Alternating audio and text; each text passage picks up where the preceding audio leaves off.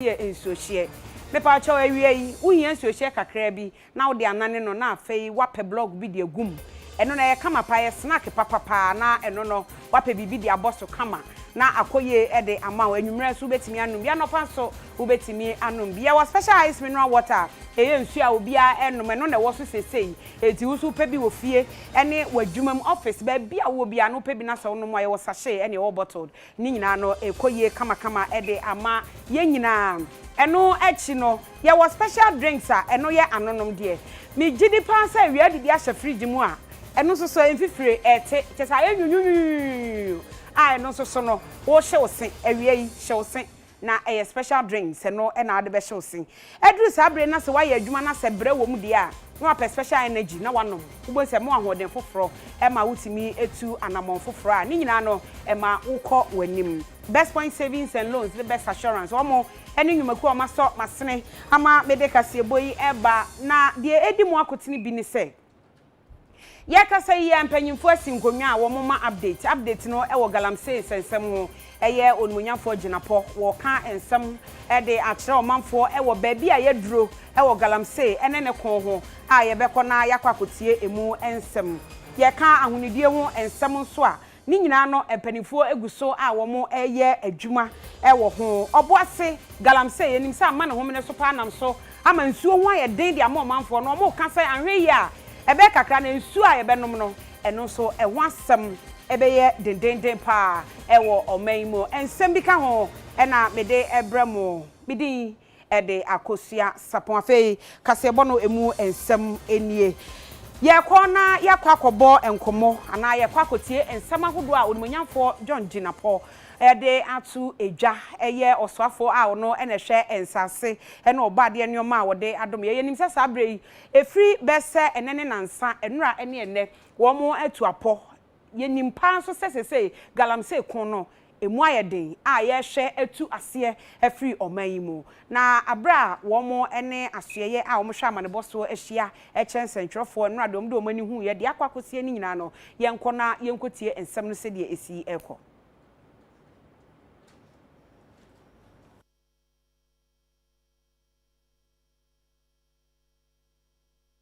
Glimmer of hope, and there's some good news, which is that clearly, whilst we're flying over all of these places, it became very evident that the military's work, Operation Halt, is making a lot of impact. You would tell clearly that a lot of the mining activities have ceased, and even in some places, the rivers were beginning to have some improvement, and therefore that gave me a lot of encouragement. The Minister for Defense has mentioned it. We've been discussing this. The mining activities in the night, they call it all night in the communities we actually went to visit. I think it's important that we deal with that. We deal with this all night phenomenon of mining activities. We have to necessarily be able to do that. We are the Ministry of Lands and Natural Resources is very satisfied with the work of the Ghana Armed Forces, and we continue to be grateful for the work they are doing. At every opportunity I get, I like to emphasize that we are not against mining, we are not against small-scale mining. Indeed, the Ministry of Lands and Natural Resources is concurrently working on the enforcement mechanism, the enforcement regime, as well as getting the issues of reforms, regulations dealt with. We've brought in some machines which are going to assist in the extraction. We are reviewing the licensing regime so we can decentralize it. The permitting regime, we are trying to involve the chiefs a lot more. And a whole other interventions we are seeking to do, which will ensure that small-scale mining is regulated. As recently as, I think, 2 or so days ago, I met the association, the leadership of Small-Scale Miners Association in the ministry, and we engaged in extensive discussions. The plan is to meet them once a month. So I want to make it very clear that President Akosua and his government are not against small-scale mining. What we are vehemently against is the destruction of the environment. In the forest reserves, we are fiercely determined to protect them, and we have to do that for the sake of the future of this country. We are going to sustain this effort. There's no two ways about it. the Minister for Defense has explained,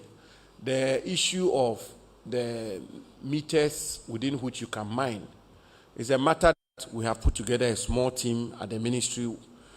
which team is looking at it carefully. Because my understanding is that in the past, you couldn't mine within 2 kilometers or so,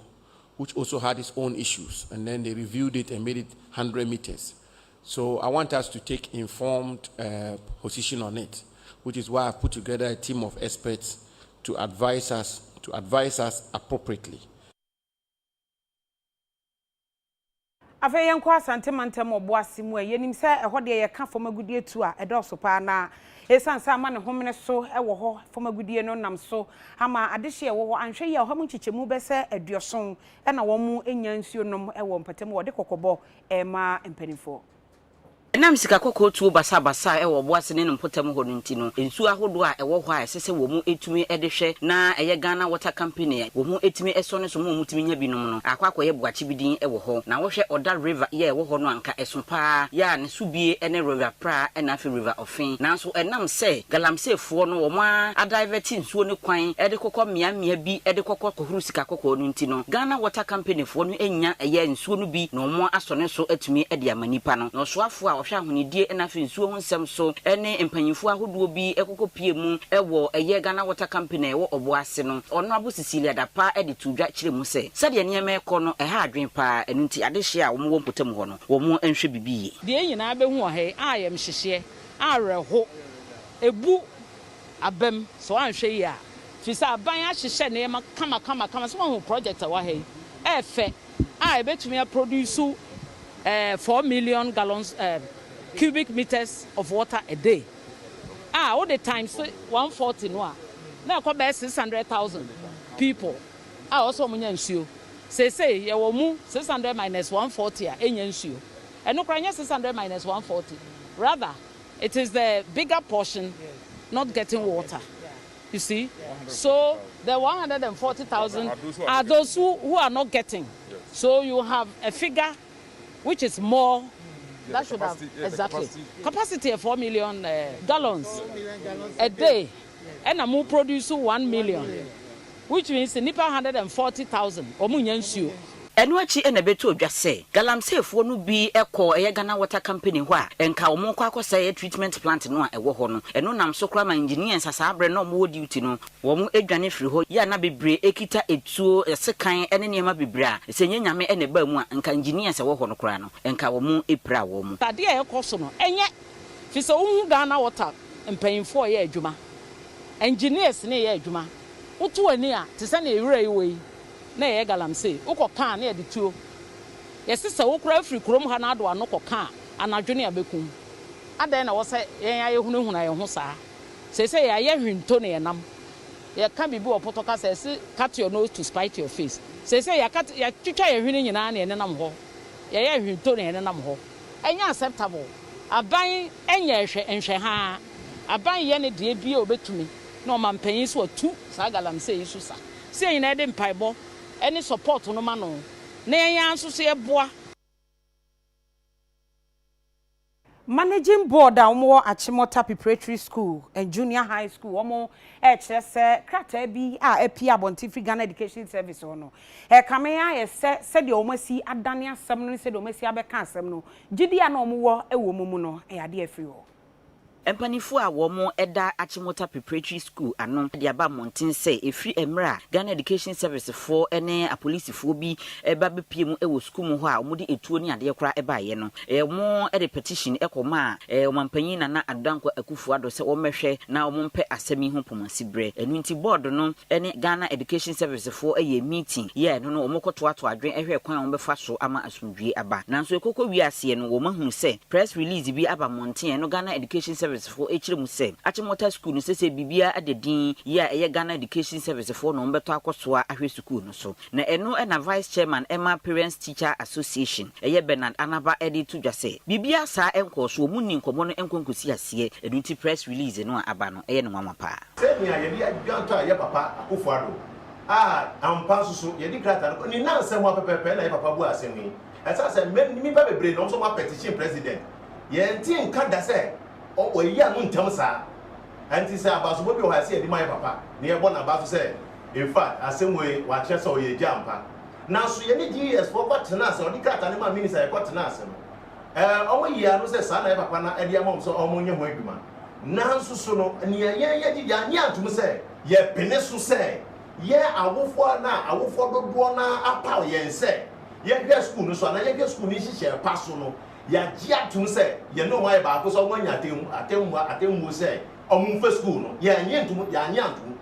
esa say ye ji tum sa na de nya pa de na say ye mpani hunu a ye de atoto adwuma na no esa say awofo na ye de adwuma na hye ye nsa no atrafo no ka ho bi ena GS nso no on chia watchman ka a ye nim GS any bookshop e was school bi e ma ho chia bookshop keeper ka GS any awo prep school man na sie school GS any carpenter for was school bi mu a ye nim say omo gi omo chia omoka na so Achimota preparatory school a enya be ye efie bioson e was say dwumayefo nyina wo school nim a ye chia omoka enti say omo so mo gi school a question say e di kan bi sa ne say e di enti no mo gi school no enti ya nya atum ba bia da say ye ya pene so sa nemo ne ye nya ye gi tu mo ne say omotrempo omodi ba so person omogi school no eyesi nya ye sinkonya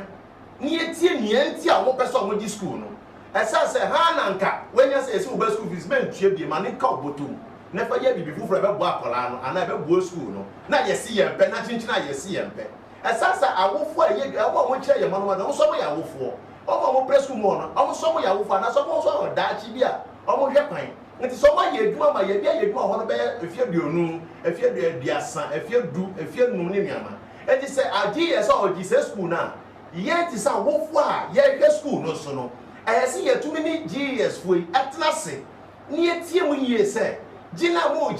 gi ni fa ana mo gi ni mua ana mo gi ni sen ena trimpo ben na mo di gi school no esa se ye ni se GS ankasa no owo how bebre a o tumi so ovu nwie ye nananom atena nkonwa wonom ewo gomua fete wo gomua east mensin mo mfimfini mantemu wo so mo sre Ghana mampanyi na adoda nko Akosua do ene IGP se won fa ne mrantie no entu anamon emra empotem ho baby ete se gomua bujumburam wo mo kire se akromfo aremfo no wo mo headquarters pa ene ho entinka wo mo ema posifo no etu anamon ba ena nka wo mu bebubu ho nyina ma wo mu a anka bebo esan se edimbone de wo magibi e wo ho afi wo magapade enso yira na yira ene akromfo ese de wo mu si ye wo ho no ade a ete akoma eno nti Ghana mampanyi ne IGP enye bibi mfa ho baby sebi wo kodi bona no wa be hye bugro mu ho na in fact mo record no o ya sefin yes aban oye His Excellency Nana Aduda nkwa Akufo Ado de yes ni de damu adan a owo damu bubrom na wo camp na wada ma hai onye dan a sebi dan a sebi wodi ye intutra sem a onfata ye be send you should get rid of all these buildings damu ndani na ombubun na bubrom damu ndan yetum yeda ye bibia odin faso bebre bubrom another camp nisa sunti yesre aban yesre ma itutua se mo lokọ hodo in fact oya asefin ekunkum ina wo twa bi mu wo sikan na ade in fact onya ade papa ima gumu aman onya ade papa ma budumbrom ina onya ade papa so ma gumu afete okwa akoken asawofo wi ni nyina de bone kwa na omo ye ho regional commander bi obebe bia be kono nchen ekoka che se camp no ye pesi ebubu no na 2 million free ho nti ukobubu dan na aya asem na dan no so enye obi adia omo titim nya enye omo dia asase ne yanton amomo refugees board no omo abeda yase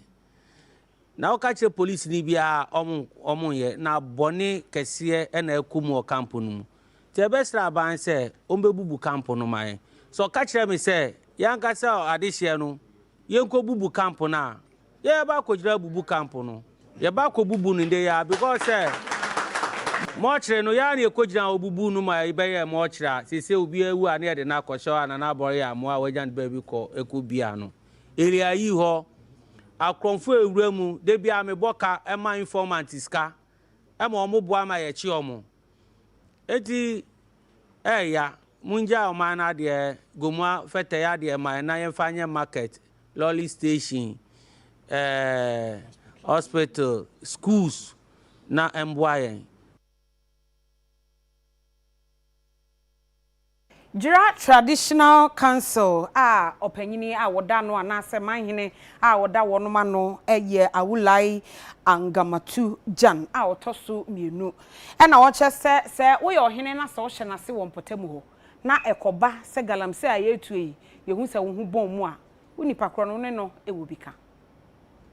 manhene owo Jira Traditional Area awulai angamatu jan otoso mienu kasa no Wachre ye say so hwe ye nsuwa na ye kwa ye yi a galamsefo ya se no ama enne ye pensu pampa anom a yenye bi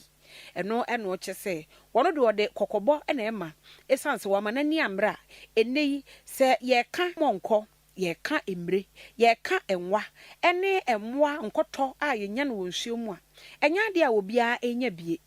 esanse ye nsuwa ene ye kwa ye nyina asai eti ekobasa na eha adwene papa enu nti no omo de omo nan esi fom no aka kire nananom atena nkonwa afi ahemfo mo hye na ase se ekoba so obi atu anamo bie ni kwan so otudia ene esetie bia wo nipa kro no ye bewo watiko afiri wakonwa so na be wro mpaboa afiri na ase a nana ekire nsemu sei me big afie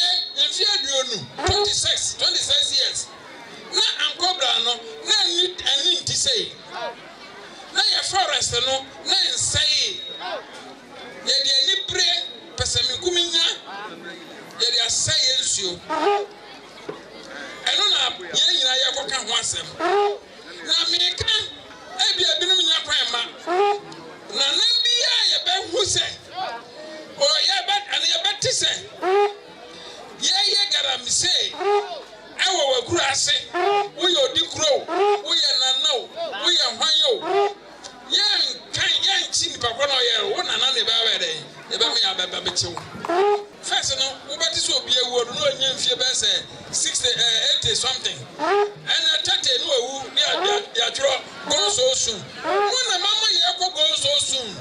galamse for na ma ya ko go so soon Waswafo wono na wo hwe nananom atena nkonwa ene esoma hodo so lawyer Ebenezer Kujo kum ono so ekire se funanka sample wa ya crowd this time round wo boboa na why osande obi anyu ho a obefi bebi wo baba adwuma na obeye no ombe ya wasase bi do asase nso wo wura nti sisi ana ahemfu ni nyina no wenya do na pedo wo boboa ma yakondam toka no yaza waka sisi ane de individually ahemfu ohin bi a wonu krom no wa ja atum de obehwe no yakontokwa no ba yakontokwa no individual na oda enso as a collective ye nyina ye Western Regional House of Chiefs kro no yanso ya kan ye ho bom amantokwa na yakono yetum akona yakono ye ne krakra mu na ohene a wo Dwra banso nana eti akrade wono so ede atu edwa so wone ne manfo de ami aduma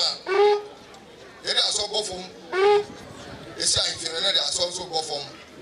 I teachers quarters no education etu ga kwani we say nkonda so and furniture issues school of furniture issues eba me pay for your credit abon after teacher form tables na there abon na ye there in crack vaccine some money na mo mboy omo so mo busu ntinyo menso ano esra mai we teachers na di ramanzo afani tama fafra sade be ya omanfo a wonum ewo wiabo man wo mo ebenya apomuden epanti onumonyamfo gift tina na ayele mensa wode aso akwakobo fom a wo ba be ye chip compound ama wonum Mrashe bedwam ni ema wejagbawe honorable gift tina na ayele mensa na woko dwumadi yase ekotwa ahomamu sede be ya wo mu ebetumi asi community based health planning service ya eno no eya apomdin aso eye bia eno no wo mu besi ewo wiaboman ya ewo eye wejagbawe empotam ho na honorable tina mensa ni UTV kasefo etwetwe nkomo no wo kirem se wiaboman no wo mu akakire ewo mpuntuo paa mu eno ntini waba mu die wo behwe na watumi aboa ama mpuntuo atumi akoso ewo ho. Let me say, one more shring on baby. So we share baby, I want no one, I want to tell one. A menu, a penny, ayoko oba ye ansabe me bana owo weja constituency ono no otumi twin light ebre wo no mo men so me ba ya me bre wo me bridge wo mo emfaso na ye di your friend say hospital yi ba ha ye wie kwa na the school no so ahyase ama wo na che say ye ma oman no mo ebie wo hai nti emi say yaboma fu no so wo mo so be hu say ye ka Ghana na ye ka project wɔn nso ka ho bi ɛno akyi ɛna aban krache panyin a ɔwɔ eweja gbawe honorable Patrick Mo so ɛne UTV kasa yɛ na wɔkyerɛ mu sɛ ade hye a mo wi aboman no na wɔn kɔ akyikyiri paa no makɔ akɔgye apomuden na sesi a yɛba besi community based health planning service yi bi ɛwɔ mo mpɔtam hɔ yi deɛ ɛbɛboa wɔn paa yɛfrɛ ha wi aboman ɛyɛ one of the deprived communities ɛwɔ yɛn mpɛso so ha sɛ wɔhwɛ ekuroma na population ɛwɔ ha no is almost about 3,500 plus na yɛni clinic bia wɔ community we mu and yes, also need public school be also ha. Me say last year and I share but say Aban Babisi clinic ha amomo through the support of our member of parliament as the deputy minister of health and EBC chip compound ha ama yamanfo wa nti na yet ba say the krata no be ma contractor no na wetimi ahye adwuma panase na me say so ba community we mu a sabio infrastructure no yade a etosini kakra. But I said, you also making sure say also will catch up with the development in the main constituency. No, clinic any hentino. I was said my man free to almost about 15 kilometers. Echo municipal hospital is Akaway, and now say free haku glyphy and so no makunya yare henti. And here say the clinic we bromo and the say a year and Munyam Shema or my Ghana ne president. We say amount for call say we should fix the country. And only idea you guswa ya problems a war mine and I see and peswasono. Nina so guswa ya kakrama ya mafo. What you hate san what they make me work big belen wa me what bibi wa he sanjin. Ake ale no e baba no lo dromo na mene wo fe won ye odase. Ni twa ke e ba no moko ba ke life and khaled. O ba da mo fe mokoshin. Chimwa wa ba sole ake boni wa janshin. No ncho liente amomo wo mi ne ha wona kan he wale ni boni wo ke janshin. Wonye wo ke gbina pepepe.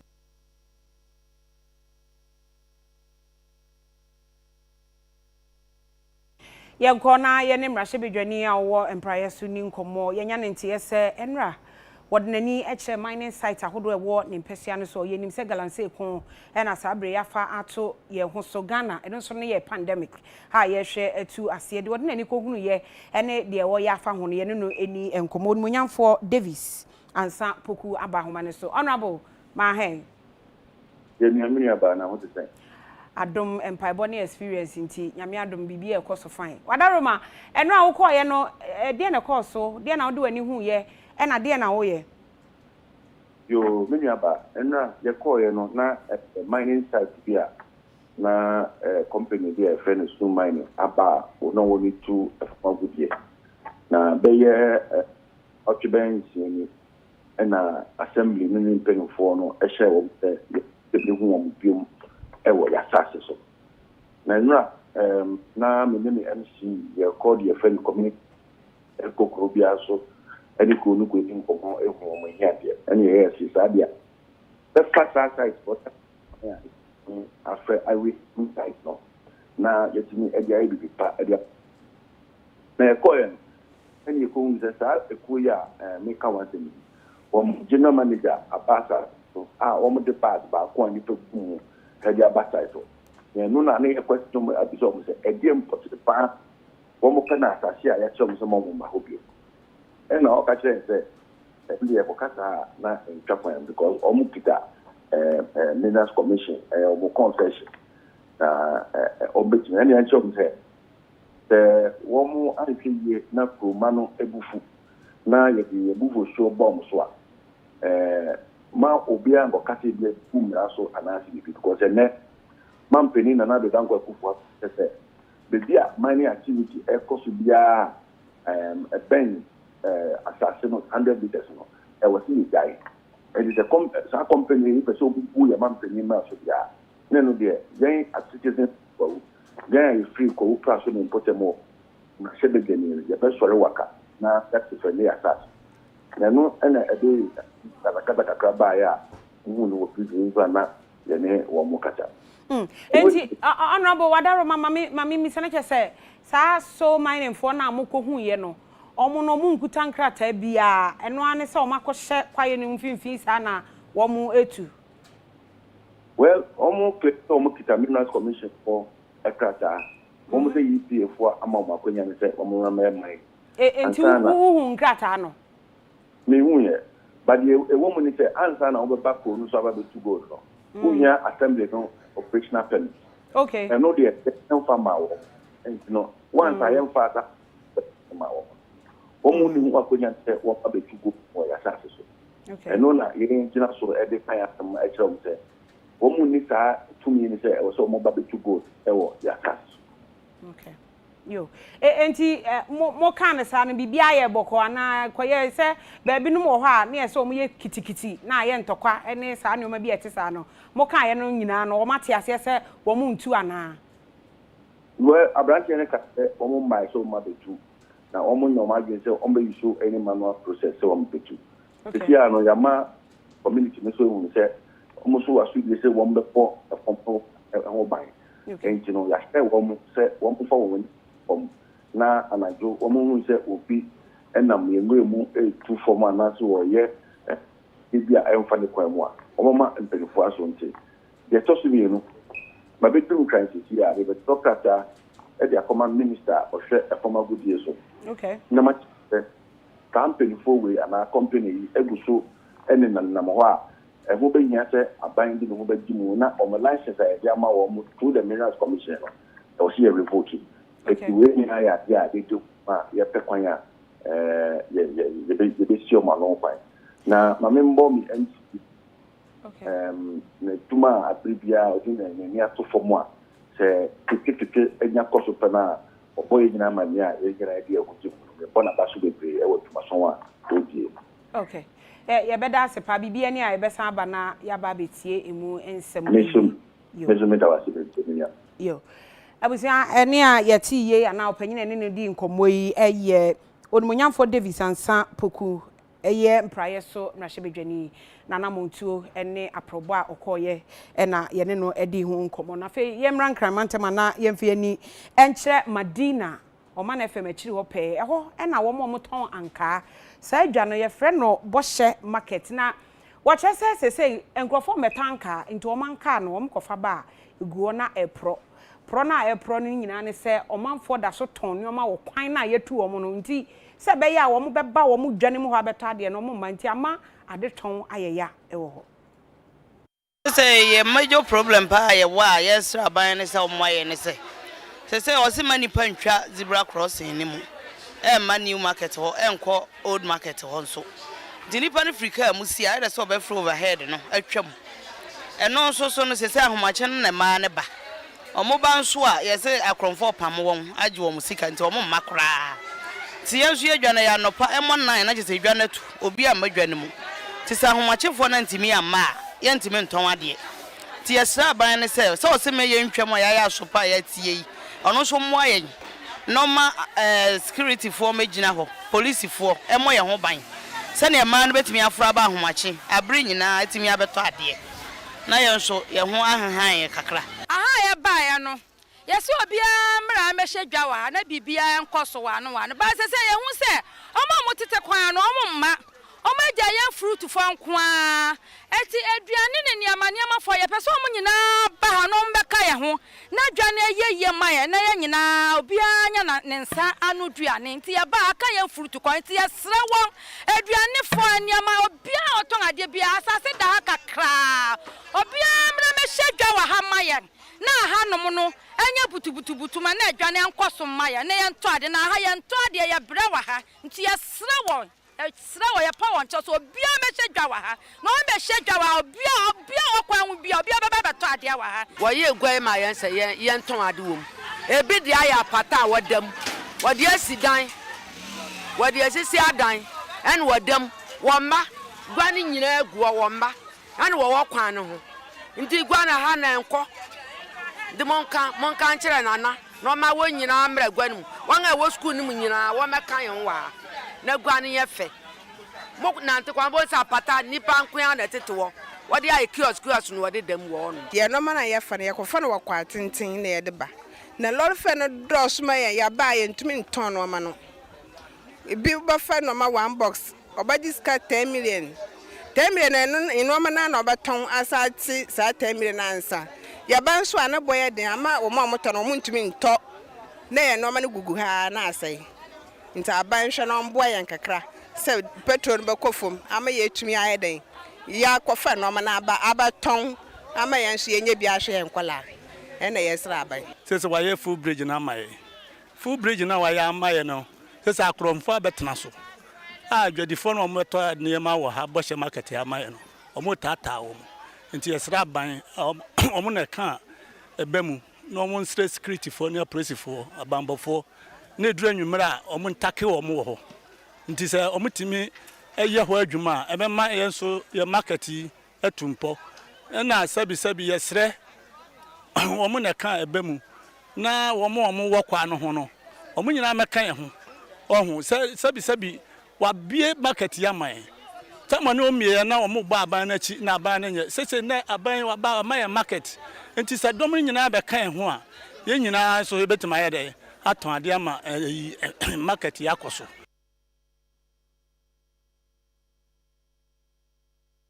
Yankokofodua na yankwohwe de aposifo ene ye commissioner wo mo ehwe insurance so me kire National Insurance Commission for wo me aposifo mo hwe akwan ne akwantempon so chichi adrobafo se bia wo mo insurance wo mo de afamfam mo ka ho no ebi wo wa ya na enye papa enti we no wo mo e the new digital mobile phone gadget bi aba eno wo mo de check ni nyina ne se enipa wo mo ma insurance a enye papa no ye betimi aso wo mu and obi to me eba say obi kuta insurance krata 50 Ghana obi say krata na papa enya papa na wo a woto no so unim pa say krata na woto na enya papa na afunti wato na de afam car nanim na tama akwanjia no bebawie no na behun say ukuta krata so uni insurance bia nti bia krata no ya tro insurance bi di nguso nti wo so ye wasesa wo de ko ho okwa insurance no say ukita krata midin waso de so krata nyame ana mede ma obi na atwagum keke na wode ama obi nti no me ma wompatasika enye yie ebi wo ho na akodane akasakasa na akodane twima mentwe ne ehun sem bebre enti ni nyina na ma yade sa ayi abahai I was here commend National Insurance Commission, any Inspector General of Police, any Motor Traffic and Transport Department, personnel across the country and in particular in this region. Eastern region and Volta region for Juma small masum any Jumadi Omaye ewo ma 50 ha any prisons road no so udu afijase ewo Pope John secondary school junction wa Juma yaye no asani and Ghana nyamfa so ewo sat public servants ho mi say asuanwi e de be Juma boama o ma Ghana atumpon ama car owners for insurance companies aya musician ema omo fake motor insurance cover mudisika na nkwa ba hono yebenya mo acheche ho anase mo amo be hwele mo jai na mo di mraso ama kawunes wo mani ntunka mo nsem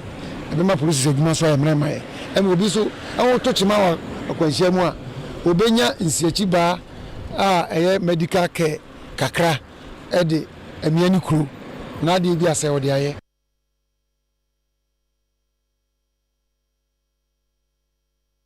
Ekuo yefra womo Certified Electrical Wiring Professionals Association of Ghana eye womo aya wusi udan wi a na omaba na omabe wo ya udan no e de ama womo kire se womo hye Energy Commission ase womo de womo ye ene se senka obi asini dan wie e na wo kọ womo aso ye a enei womo wa ba fu internet isu a ubenya bia ma omabe ye adwuma papa e de ama no e ko basa e beboa ama edan ene afie a ehyehyehe bebrebe no ano ebetimi abrase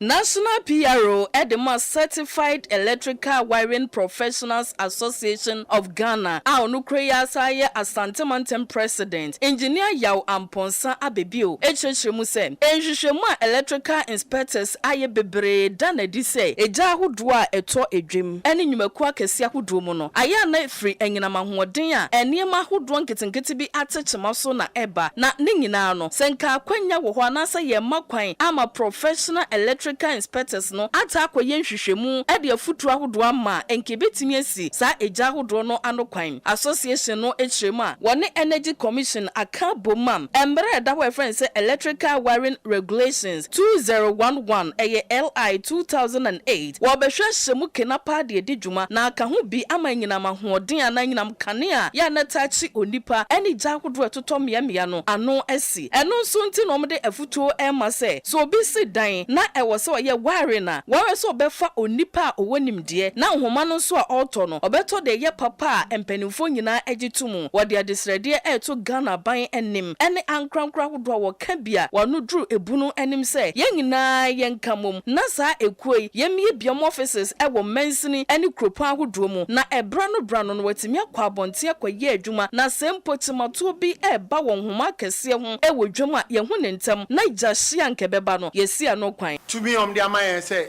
inspectors ye hu so bi a ye adwuma wo ba bia I was here near Kobisa Nipa Kron to me or one near Bodri Krata or Srese, or man penny, engina near 2 years last year. I got Grammy at Waba, a Jawena Jatum, was Betiaka, Munka, a waste on national resources. Sir, Omusha a year, and Kayan Susan so say Bino, Abia Emba. A Jabia was here stationed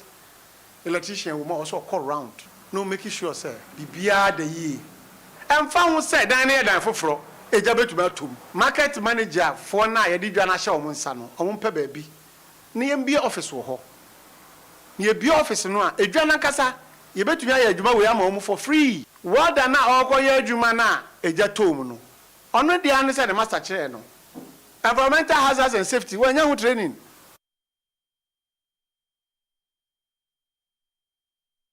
Afa yamra akramana senior high school no ewo Gan West mensini mu ewo nkramantem ase na wo mu school no e block ni bia sa school yi na enkane mampanyi John Dramani Mahama yes wo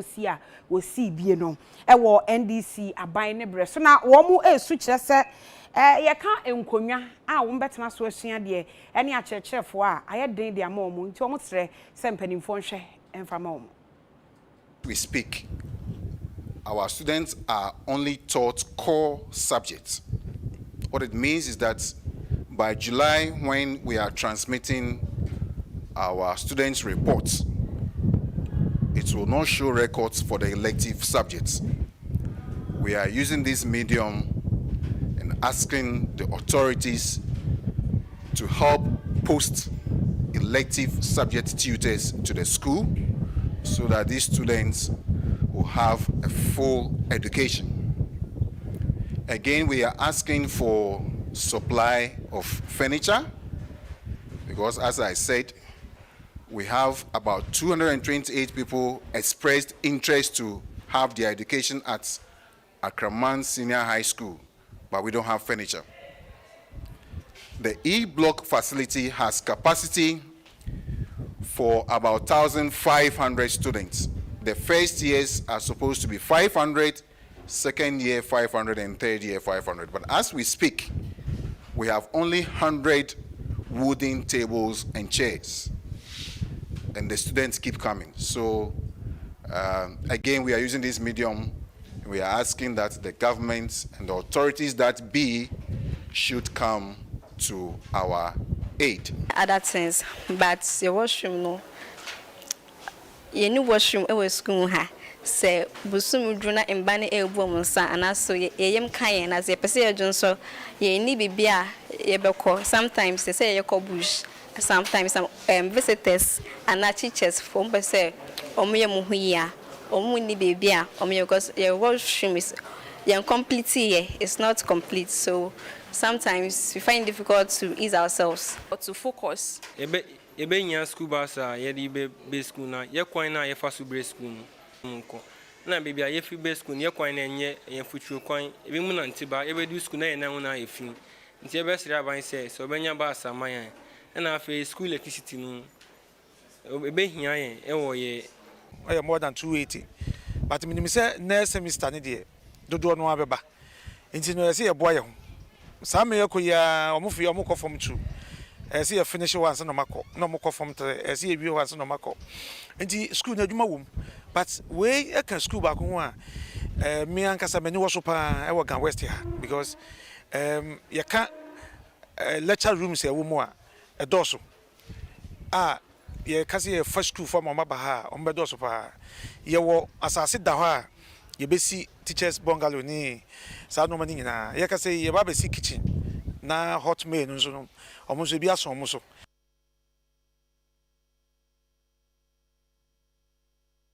Abrantie baako a wama Ghana agi ni din yie e wo ewiase afana nyina a wotonwom ye dancehall artist ni din ankasa ne maame ene ne papa edito no ye Livingstone Eche Satekla dodo no a efre no Stone Boy na wo chese afimu anie ena ode ne nwom a wato din Anloga Junction ebaye enu nti wa hyede ato ose nyame yadom a memene da me da to so aduonu mienu wo hyefa na wode ahwe akire se ampa nyame aye nadom